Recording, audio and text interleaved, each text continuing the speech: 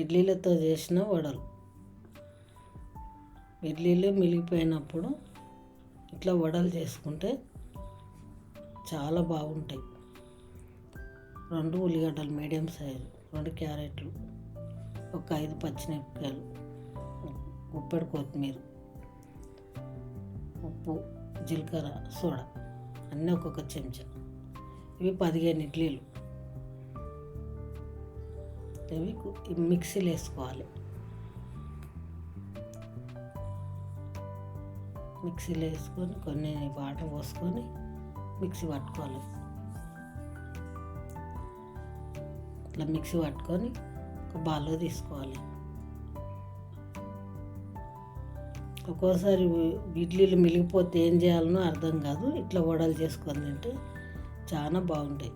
మినప వడల కంటే టేస్ట్ బాగుంటుంది. ఉప్పు, ఒక చెంచాడు ఉప్పు, చెంచాడు జీలకర్ర,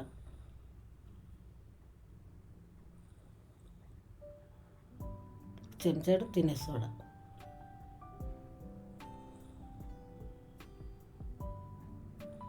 క్యారెట్ తురిమి పెట్టుకోవాలి,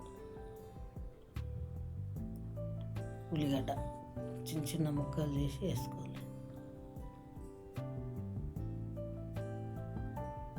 పచ్చిమిరపకాయలు,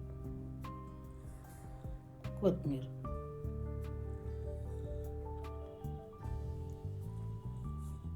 చెంచాతో మంచిగా కలవాలి, చేతితో మంచిగా విసుకోవాలి.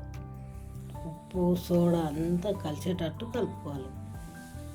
కొంచెం పలచబడ్డది, నేను బియ్యం పిండి వేసుకున్నా, మీకు చూపించలే. ఆయిల్ పోసుకొని పెట్టుకోవాలి.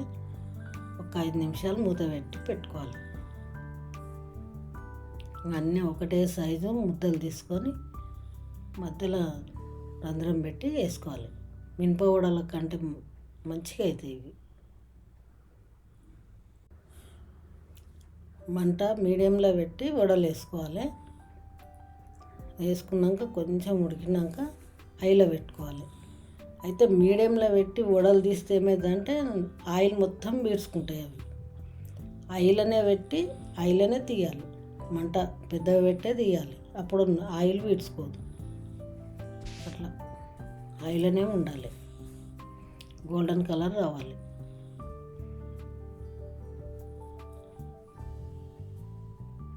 రెండు పక్కల మంచిగా వేపుకోవాలి. బియ్యం పిండి వేసుకున్నందుకు మంచిగా క్రిస్పీగా ఉంటాయి.